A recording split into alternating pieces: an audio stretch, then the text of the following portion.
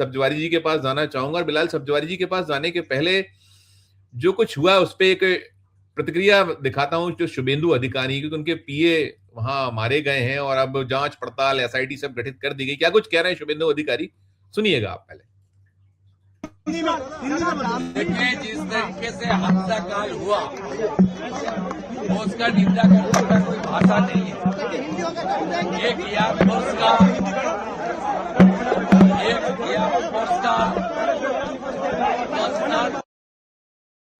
रात को मर्डर करने के लिए एक ही वजह है, वो बीजेपी का शुभेंदु अधिकारी का एग्जीक्यूटिव असिस्टेंट है।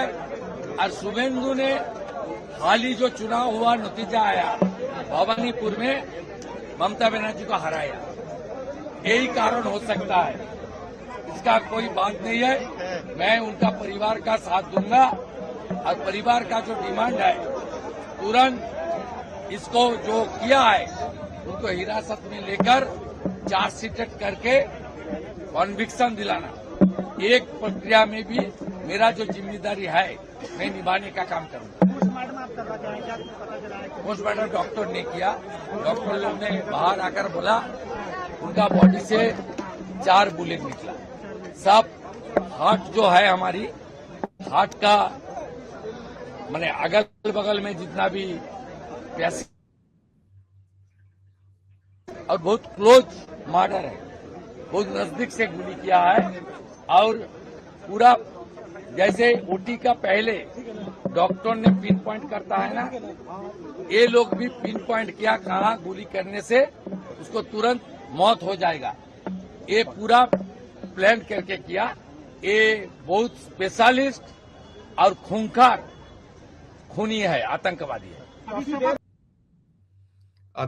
है, खूंखार खूनी है। तमाम जो है, मैं कह रहा हूं ना कि आरोप प्रत्यारोप का दौर है। बिलाल सर, आप लगातार वहां निगाह नजर रखें, आप देख रहे हैं, हम सब भी देख रहे हैं। जैसा मैंने कहा अपने ओपनिंग रिमार्क में कि आधा दर्जन से ज्यादा हत्याएं, 8 की सूचना आ रही है और बीजेपी के भी लोग मारे जा रहे हैं कहीं उनके, और उधर साथ में टीएमसी भी वहां मारे जा रहे हैं उनके कार्यकर्ता, और आरोप प्रत्यारोप का दौर चल रहा है। और इसमें अब सबसे बड़ा सवाल यही बना हुआ है कि 2.5 जो है लाख के लगभग सीएपीएफ का force, election commissioner of India ने बड़ी अपनी पीठ थपथपाई थी और बड़े दावे हुए थे, प्रतिदावे हुए थे, लेकिन सब कुछ मौन है। यहाँ जो अभी चल रहा है, अब ये हो रहा है कि ममता बनर्जी इसके लिए जिम्मेदार है, वो पीछे, और वो क्यों नहीं रोक पा रही। क्या कहेंगे आप? क्योंकि अभी तक तो ये था कि ममता बनर्जी इस्तीफा नहीं दे रही, अब नहीं दिया है तो वो कह रही है कि उनकी जिम्मेदारी बनती है। आज भी वो टेक्निकली मुख्यमंत्री हैं। सब पर शुरुआती नोट बिलाल सब्जवारी जी। देखिए संजीव जी, जो परिस्थितियां बंगाल में बनी है चुनाव के बाद, इसको तो अगर आप बंगाल की राजनीति के पृष्ठभूमि में देखें तो बंगाल की राजनीति रक्त रंजित राजनीति मानी जाती है।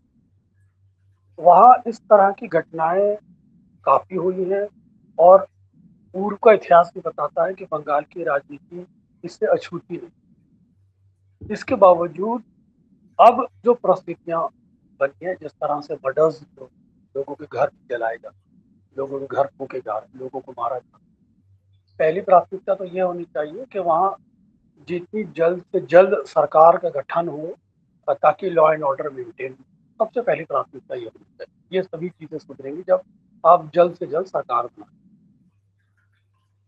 लेकिन भारतीय जनता पार्टी की तरफ से जो प्रतिक्रियाएं आ रही, जिस तरह से शुभेंदु अधिकारी की पीएस का या कहिए पीए का जिस तरह से मर्डर हुआ और एक नैरेटिव के अंदर अभिषेक बनर्जी की तरफ इशारा किया जाता है, तो वो भी बता रहा है कि इसका बदला एक राजनीतिक दृष्टिकोण से ममता बनर्जी से लेने का एक नैरेटिव भी बनाया जा रहा है। तो ये कितना सही है कितना गलत है, ये देखना अपने आप में चर्चा का विषय है। लेकिन ये सब बातें तो जांच के बाद सामने आती है कि कौन इसमें शामिल है, कौन इसमें शामिल। उससे पहले आप एक नैरेटिव बनाकर अभिषेक बनर्जी को फ्रेम करने की कोशिश करें, ये बताता है कि व्यवस्था अभी भी राजनीतिक दृष्टिकोण से कोई ना कोई बदला ममता बनर्जी से लेने की फिराक में। तो बुनियादी तौर पर बांग्लादेश के अंदर जो चुनाव हुआ तो उसका सबसे दुखद पहलू यह है कि बांग्लादेश या पूरे देश के अंदर जो नागरिक होता है, देश का नागरिक होता है, उसकी नागरिकता को एक धार्मिक आइडेंटिटी में बदल दिया। जिस पैटर्न पे वहाँ ध्रुवीकरण हुआ, जिस तरह से वहाँ पर एक हिंदू मुस्लिम कार्ड खेला गया, जिस तरह से इस हिंदू मुस्लिम कार्ड के माध्यम से पूरे बांग्लादेश को धार्मिक आधार पर बांटने की कोशिश की गई, जहाँ हिंदुओं का वोट भारतीय जनता पार्टी को और मुसलमानों का वोट ममता बनर्जी को मिला, ये इस तरह के स्लोगन दिए गए। ये बहुत ही दुखद पहलू है। बुनियादी तौर पर आप धार्मिक आधार पर चुनाव जब लड़ते हैं तो उसकी इजाज़त जो चुनाव आयोग के नियमावली है या जो हमारा देश का कानून है वो उसकी इजाज़त गैर संवैधानिक मानता है। लेकिन इन सब परिस्थितियों में भी चुनाव आयोग चुप रहा। ममता बनर्जी ने तो लेटेस्ट बयान दिया है कि वो इस्तीफा नहीं देंगी। ये बात ठीक है कि उसको एक रूप से संवैधानिक संकट के रूप में देखा जा सकता है, लेकिन ममता बनर्जी ने ये जो बात कही है, साथ ही साथ उन्होंने कहा है कि मैं अब इस मुद्दे को इंटरनेशनल कोर्ट में भी ले जाऊं। ये उनका बयान काफ़ी संवेदनशील है। इंटरनेशनल कोर्ट में ले जाने की बात वो हालांकि व्यक्तिगत रूप से भारत के जो अंदरूनी मामलात हैं वो भारत के न्यायपालिका के माध्यम से ही सुलझाने चाहिए। मैं उससे इसके बयान से सहमत नहीं, लेकिन इसका दूसरा पहलू यह है कि आखिर उन्होंने ये बयान देने के लिए क्यों मजबूर होना पड़ा, कि क्या उनको ऐसा लगता है कि उनको भारतीय न्यायपालिका से न्याय नहीं मिलने की उम्मीद है, या भारतीय न्यायपालिका से जो पूरा विपक्ष देश के अंदर न्याय की गुहार कर रहा है उसकी उम्मीद नहीं है। साथ ही साथ एक ये भी पहलू खड़ा करता है कि क्या इंटरनेशनल कोर्ट में जाकर वो भारतीय न्यायपालिका पर भी एक दबाव या प्रश्न चिन्ह लगा रही है। ये भी उसका एक पहलू।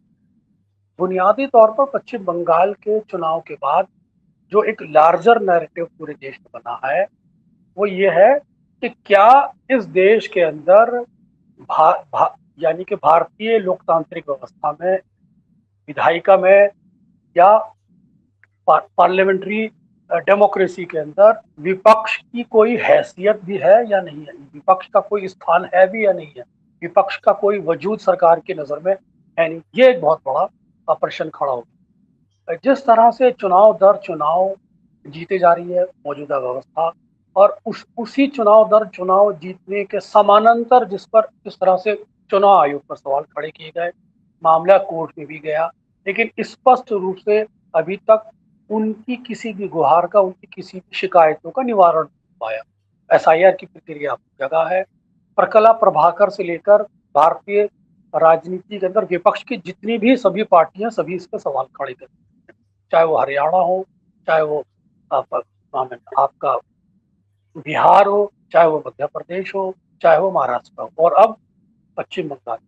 तो इन सब परिस्थितियों में पश्चिम बंगाल के हार जाने के बाद एक बड़ा सवाल ये खड़ा हो गया कि क्या भारतीय व्यवस्था के अंदर, चुनावी व्यवस्था में कहीं एग्जिस्ट करेगा विपक्ष, उसकी कोई हैसियत होगी भी नहीं होगी, या भारत के अंदर जो लीडर ऑफ अपोजिशन है उसका कोई संवैधानिक अधिकार बचा है या नहीं बचा है, या उसकी कोई संवैधानिक वॉइस है या नहीं है, या इज ही बीइंग हर्ड और नॉट, उसको सुने जाना महत्वपूर्ण है या नहीं है। ये इतना गहरा प्रश्न इस वक्त भारतीय लोकतंत्र में आके खड़ा हो गया, जिसके निवारण की जरूरत है। चुनाव बुनियादी तौर पर एक विश्वास के आधार पर लड़े जाते हैं। चुनाव के अंदर पारदर्शिता उसका पहला उसूल है, लेकिन आज की तारीख में जिस तरह से व्यवस्थागत रूप से चुनाव आयोग, चुनाव आयुक्त के पर ही बुनियादी तौर पर एक संदेह पैदा हो गया, और ये एक परसेप्शन के साथ साथ एक लोगों की मानसिकता में भी एक चीज बन गई है, और आम जन इसको सड़कों पर महसूस करता है, बात करता है कि अब कोई चुनाव लड़ने का कोई औचित्य नहीं, क्योंकि भारतीय जनता पार्टी के पास चुनाव आयोग है, भारतीय जनता पार्टी की अंडरस्टैंडिंग के माध्यम से ही फैसले होते हैं सुप्रीम कोर्ट से, भारतीय जनता पार्टी के पास व्यवस्था है। इन सवालों के बीच में तो सबसे बड़ा खतरा भी ये पैदा हुआ है कि क्या अब भारत के अंदर ये जो पूरी व्यवस्था है क्या एक राजनीतिक पार्टी की ओर जाती हुई नजर आ रही है, क्या इन परिस्थितियों में विपक्ष आने वाले समय में कैसे सरवाइव करेगा। हालांकि ये प्रश्न विपक्ष का है, लेकिन ये बात ठीक है कि इससे लड़ने के लिए विपक्ष समय समय पर एकत्रित भी हुआ, विपक्ष आपस में बिखरा भी है, और अब राजनीतिक विपक्ष की जो अंदरूनी टकराव है उसके चलते उसको सफर भी करना पड़ा, विद ड्यू रिस्पेक्ट, ऑनेस्टी के साथ। लेकिन मैं अभी ताजा जो हालात है, मैं इस पे अब और आगे करते हैं चर्चा। आप इसको करिए, पहले समाप्त करिएगा जो मैं बंगाल जी करिए। तो अब मौजूदा इन परिस्थितियों में जो बंगाल के अंदर जो एक झगड़े का, तनाव का माहौल है, एक तरह से एक टेंशन है, उसका निवारण कैसा हो, ये एक ऐसा प्रश्न बन गया है जो सीधे सीधे चुनाव आयोग की निष्पक्षता के कारण ही पैदा हुआ है, ये टेंशन। और इसका निवारण अगर समय रहते नहीं हुआ तो इस टाइप की टेंशन आने वाले राज्यों में भी हमें दिखाई पड़ेगी। बेनर्जी, और बेनर्जी आपसे सवाल करने के पहले मैं वो पहुंचे हुए थे आज उत्तर प्रदेश के पूर्व मुख्यमंत्री और सपा के जो प्रमुख हैं, सुप्रीमो हैं, अखिलेश यादव, उनका एक बयान है, एक बयान सुनिएगा, फिर मैं आपसे करता हूं सवाल। ये सुनिए। ये शायद तस्वीर आपने सबने देखी होगी, ये तस्वीर तो देखी होगी आपने। इससे ज्यादा भयानक काम यहां हुआ है। अगर बुलेट्स के डरा करके वोट डाला जाएगा तो कौन जीतेगा? आप बुलेट से डरा रहे हैं वोट के लिए, और इलेक्शन कमीशन निष्पक्ष नहीं है, बीजेपी के सारे पे काम कर रहा है। जब बाई इलेक्शन उत्तर प्रदेश का हुआ था, मैं लोकसभा में अपने सभी मेंबर्स को लेकर के, कफन लेकर के गए थे हमारे सांसद, और इसलिए लेके गए थे कि स्पीकर को दे दें जिससे कि इलेक्शन कमीशन तक ये चला जाए, क्योंकि हम लोगों ने कहा कि इलेक्शन कमीशन ही मर गया है। और ये बात हम यूं ही नहीं कहते थे, ये तो पहली तस्वीर है।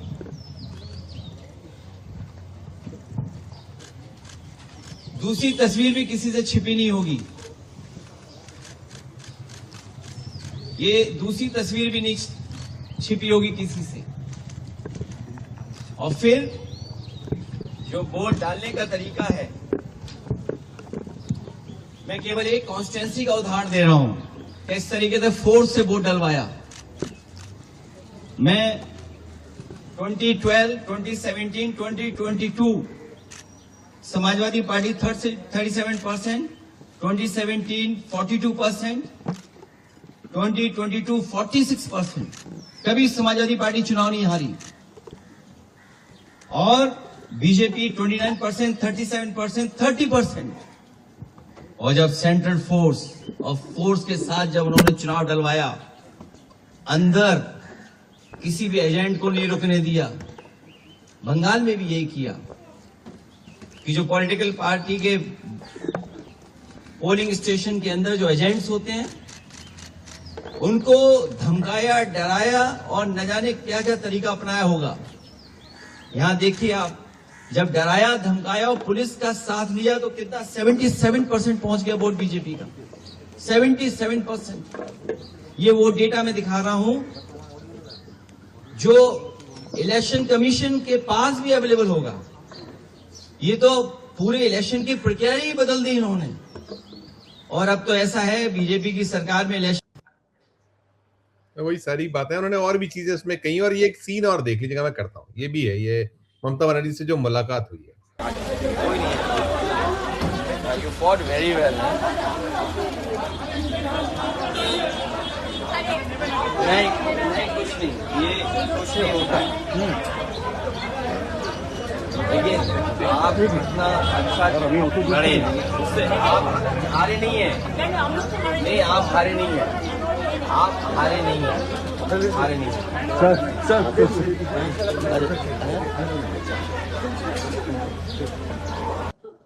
आप हारे नहीं है, वही जो हम खुद ममता बनर्जी कही थी उसी चीज को दोहरा। और बाकी आपने सुने ब्रदर, 2-3 चीजें हैं। देखिए, ये जो बाकी तो आपने सभी को सुन लिया, और हम लगातार ये कह रहे थे, हम पहले जितनी बार हमने बातें की, हमने यही कहा कि 4 मई के बाद क्या होगा।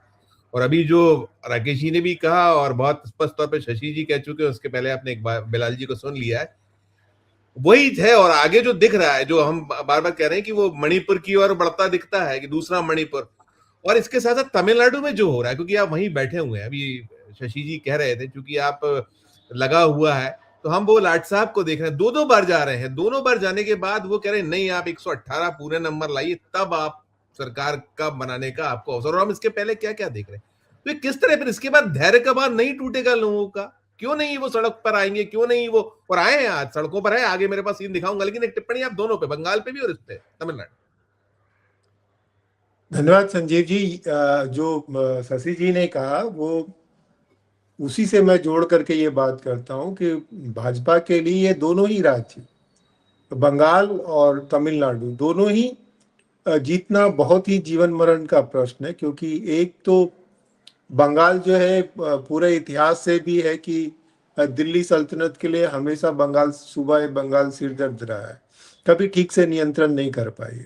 और बंगाल में चूंकि जो राजनीतिक चेतना है और जो वहाँ जो जनसंघर्ष का जो स्थिति है, उससे काफी कुछ चीजें तय होती रही है। वहाँ सिर्फ नैरेटिव से नहीं चीजें तय होती रही है, और वहाँ चूंकि नेताओं को स्ट्रीट पावर की जरूरत होती है, स्ट्रीट पे लोगों की जरूरत होती है, और उसको आप अच्छा माने या बुरा माने, पर वहाँ ऐसा होता रहा है कि जब पार्टी शासन में आती है तो सरकार से ज्यादा प्रभावी पार्टी होती है। किसी का कोई झगड़ा होता है तो वो पहले थाने में नहीं जाता है, पहले वो जो पार्टी दफ्तर में जाता है, और सरकारें भी ऐसा करती रही। और इसीलिए वहां पर जो है वो जो तंत्र है, उस तंत्र पे हावी होना बहुत जरूरी है। भाजपा ने चुनाव तो जीत लिया है, लेकिन उसकी एक्सेप्टेंस कैसे होगी? उस एक्सेप्टेंस के लिए ही वो लगातार शुरू से ही जो बयानबाजी हो रही थी, जो फौजों को चुनाव के बाद 60 दिन तक वहां उपस्थित का जो पहले कहा गया था, वो सारी चीजें इसीलिए हुई, जिसको हम लोग कम्युनिकेशन की भाषा में कहते हैं स्पाइरल ऑफ साइलेंस। वो जो साइलेंसिंग का काम है, वो साइलेंसिंग का काम हो रहा है। और उन्होंने जो प्रधानमंत्री जी ने जो कहा कि बदला नहीं बदलाव चाहिए, तो ये बदलाव को स्थायी बनाने और स्वीकृत कराने के लिए हिंसा हो रही है। और इसीलिए जो नैरेटिव है, उस नैरेटिव के माध्यम से वो उसको अपने चीजों को लेजिटिमाइज कर रहे हैं, और साथ ही डिस्क्रेडिट करने का काम कर रहे हैं। लगातार आप ऐसी चीजें आप देखिए। ये बहुत क्रूशियल दौर है जब विपक्ष को एकजुटता दिखानी चाहिए। जैसे ही इस हत्या में बगैर अभी जांच हुए, बगैर कोई नतीजा आए, अभिषेक बनर्जी का नाम चल रहा है, वैसे ही सारे विपक्ष को सामने आकर के एक सुर में बात करनी चाहिए। ये नहीं कि आप अपने सरकार बनाने में आप व्यस्त हैं या आपने बयान दे करके छोड़ दिया, इससे बात नहीं बनेगी। दूसरा, मैंने कहा कि तमिलनाडु में भी ये बहुत महत्वपूर्ण है। पहली बार जो है द्रविड़ राजनीति का किला जो है उसमें दरार पड़ी है। दोनों ही प्रमुख द्रविड़ जो पार्टियां हैं वो कमजोर पड़ी है, और जिस ढंग की बेचैनी और टूट फूट दिख रही है, जिस ढंग की बेचैनी में एआईडीएमके में दरार पड़ रही है, या डीएमके को छोड़ करके बाकी छोटी पार्टियां जो है वो टीवीके के साथ जाने के लिए, पार्टी में ही सब डेरा डाला हुआ है। वहां के जो एडीआईएमके का आपका सुर्खियों में, जहां आप अभी बैठे हैं, जहां हैं आप। हाँ संजीव सर, आपको मैं ये बता दूं कि जो टीवीके पार्टी है उसकी पौंडीचेरी में भी 3 सीटें हैं, और जो पांडिचेरी जो टीवीके पार्टी जो है उसके जो सूत्र संचालकों में जो नंबर 2 जो है वो बुसी आनंद, वो पौंडीचेरी के ही है। और पौंडीचेरी वो उन्होंने एक यूनिक रिकॉर्ड बनाया है कि वो 2 लेजिस्लेटिव इसके मेंबर बनेंगे। पौंडीचेरी के पहले वो विधानसभा सदस्य थे, और इस बार वो तमिलनाडु से जीत करके तमिलनाडु की विधानसभा से बनेंगे। और एक कनेक्शन कहिए, माने जो राजनीति का होता है, इस बार के चुनाव में जो है, जो लॉटरी किंग के नाम से प्रसिद्ध जो सेंटियागो मार्टिन साहब की 3 परिवार के 3 सदस्य बने हैं। उसमें से उनके जो बड़े बेटे हैं, उन्होंने बकायदा एक पार्टी बनाई थी एलजे की, और सभी सीटों पर चुनाव लड़ने का उनका इरादा था। हालांकि बाद में दबाव में वो एक सीट पर मान करके वहां बैठे। तो ये जो कनेक्शंस हैं वो बहुत कुछ अंदर वो खाने वो चल रहा है। और मैं ये कह रहा हूं कि देखिए जो पार्टियां हैं वो बहुत बेचैन हैं, लॉन्ग टर्म उनका इंटरेस्ट और शॉर्ट टर्म इंटरेस्ट।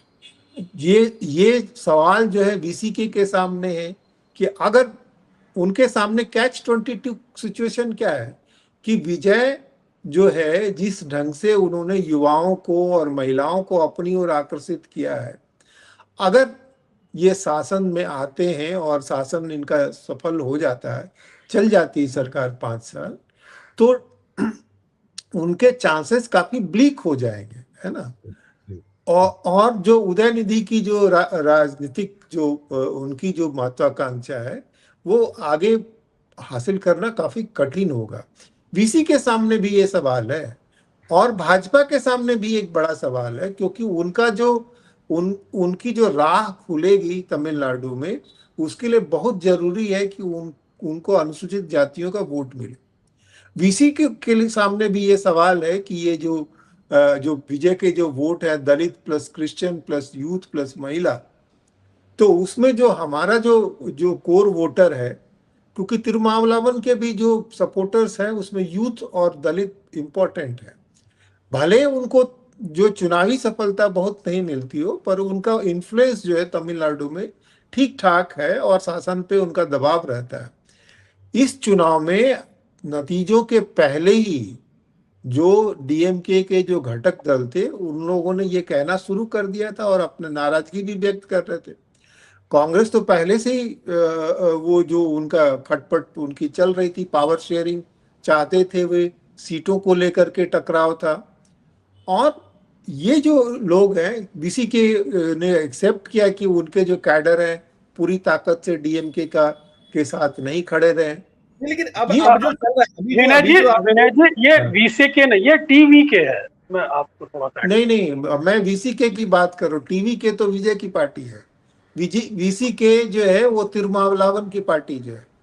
अच्छा, आप उसको रेफर कर, मैं उसको रेफर, ये टीवीके जो है वो विजय की पार्टी है, तमिल वेट्रिक करगम, है ना।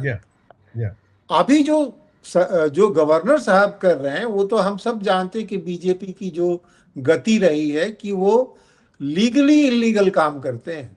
यस, ठीक है ना। बात सही। तो ये बात ठीक है कि गवर्नर के इख्तियार में है कि उनको सेटिस्फाई होना है कि कौन जो है स्थायी सरकार देगा, लेकिन ये कौन मान लेगा कि एक आदमी माने देखते हुए जीती मक्खी निगल लेगा।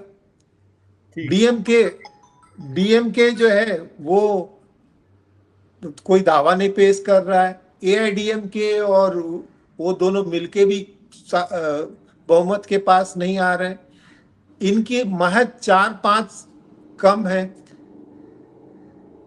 बहुमत का परीक्षण जो है फ्लोर पे होना है। इसके बाद अगर वो कहते हैं कि भाई आपने 118 की चिट्ठी ले आई, ये बड़ी बेटा बहुत बेटा।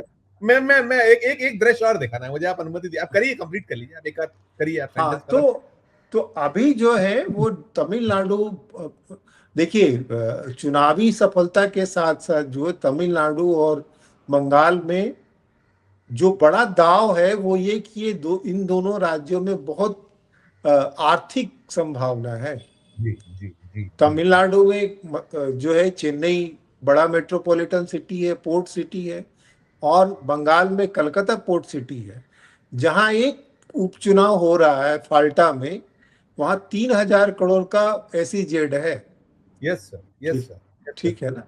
और आप जी करिए जी। तो आप देखते रहे कि जो भाजपा जो चुनाव लड़ती है, वो चुनाव जो है वो सिर्फ राजनीतिक पार्टी की शैली में नहीं लड़ती है। और उसको अगर वो थोड़ा अलग उदाहरण ले तो बिल्कुल वो इजराइल की शैली में चुनाव लड़ती है। ठीक। जी करिए। एक झटके में लीडरशिप को खत्म करना है, सारे उनके जो स्ट्रेटेजिक पॉइंट है उनको उड़ा देना है, और पहले से जो है बिहाइंड द एनिमी लाइन अपने लोगों को रखना है। ये सारी जो है वो शैली जो है उनको राजनीति में दिखती है। बिल्कुल। नहीं सर, देखिए फादरलैंड से सीखा है अभी जो अभी शशि जी ने कहा था ना कि उसमें कारपोरेट का भी उन्होंने लगे, कारपोरेट भी इसमें कहीं शामिल है, जो शुरुआत हुई है वहां जो बंगाल में हुई है, उसमें सब चीजें समाहित, सबकी सब जगह नजर है। मैं एक दृश्य दिखाता हूं, अभी जो कहा कि लीगल काम भी इलीगल काम भी लीगल तरीके से, और ये तो हुआ तमिलनाडु में दृश्य। लेकिन देखिए अब ये बड़ा रोचक सा एक दृश्य, इसको देखिएगा। ये मैं जो ओपनिंग रिमार्क में मैंने पूछा भी था अभिषेक से, इसको देखिए। ये शपथ ग्रहण समारोह, बोर्ड पे नजर दौड़ाई है कि नरेंद्र मोदी और सम्राट चौधरी, बाकी सब गायब। यानी कि जो उनका अब तक का डैशबोर्ड था, अब तक का जो उनका फ्रेम था, उस फ्रेम में पूरे समय, और वो कहते थे कि नीतीश थे, नीतीश हैं, नीतीश रहेंगे। गले वाले लगाना तो ठीक है, उन्होंने उनके बेटे की पीठ भी थपथपाई, उनको दे दिया। तो सवाल सर यही है, मैं यही ये जो मैं इतना सा दृश्य इसीलिए दिखाया कि वो फ्रेम से बाहर हो गए।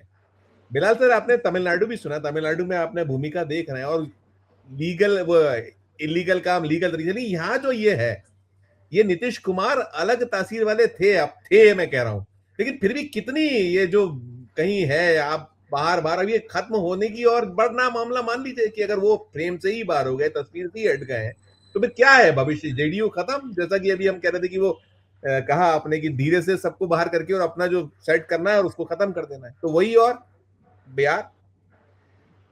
जी संजीव जी, आप ठीक फरमा रहे। मैंने जो फर्स्ट शॉट पे बात कही थी, किसी और अंदेशा व्यक्त किया था कि सवाल आज ये नहीं है कि ममता बनर्जी हार।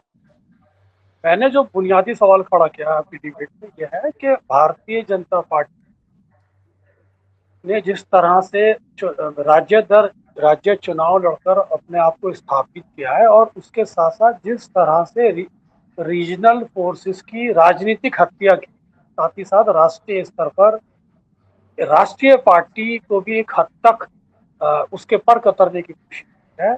तो आज ये जो बहुत बड़ा सवाल खड़ा कर रहा मैंने किया था, मैं यही कह रहा हूं कि क्या इस देश के अंदर विपक्ष की इस लोकतांत्रिक चुनावी व्यवस्था में कोई हैसियत रहेगी नहीं रहेगी, या कोई स्थान रहेगा नहीं रहेगा। मैंने इसीलिए ये सवाल खड़ा किया था, इसी परिप्रेक्ष्य में किया था, क्योंकि नीतीश बाबू का जहां तक सवाल है तो एक राज्य तक स्थापित है वो।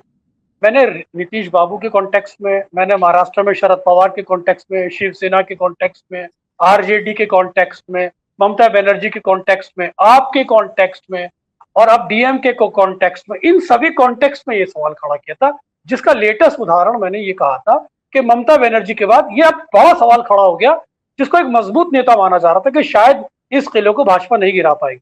उसके बाद अब ये संकट खड़ा हो गया है कि क्या विपक्ष का इस भारतीय लोकतांत्रिक चुनावी व्यवस्था में कोई भविष्य बचा है, नहीं बचा है।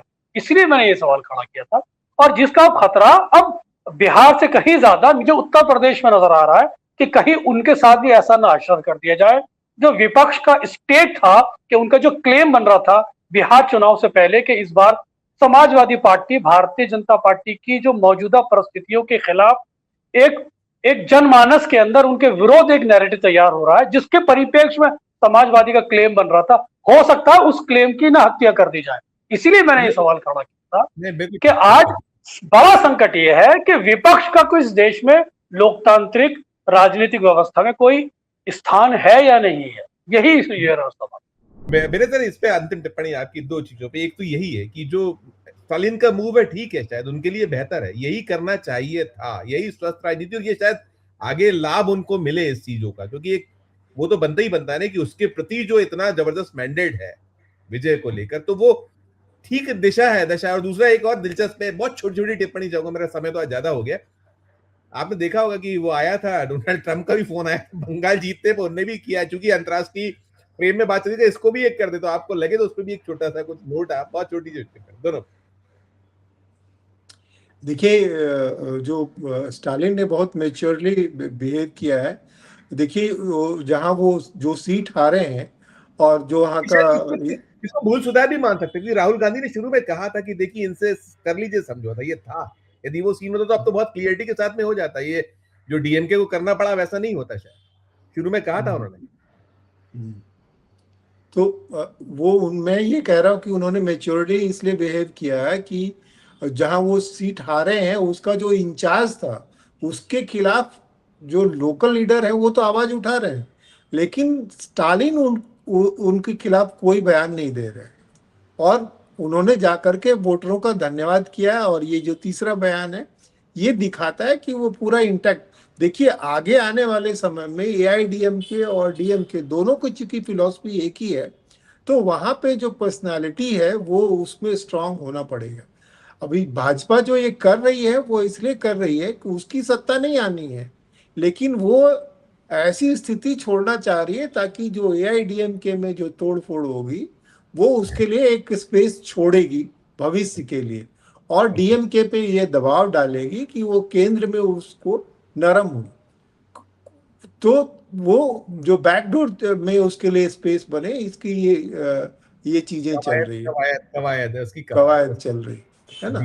गवर्नर को भी पता है कि वो ज्यादा देर तक इसको रोक नहीं सकते, जो इनएविटेबल है वो होगा ही, पर वो जो खेल जो है ना, वो राजनीतिक खेल के लिए जो जगह जो पास वो बना रहे है ना। बाकी तो हम जानते हैं कि अभी जो चुनाव जो हो रहे हैं, जो मीडिया का जिस तरह से इस्तेमाल होता है, कि उसमें ऐसा नहीं होता कि जहां चुनाव हो रहे हैं वहीं के मतदाता एड्रेस होते हैं। सारे जो बयान जो होते हैं वो ऑल इंडिया लेवल पे, जब संसद में भी जो लोग बोलते हैं आजकल, वो सिर्फ चेयर को नहीं एड्रेस करते, वो अपनी कंस्टिट्यूएंसी को एड्रेस करते हैं।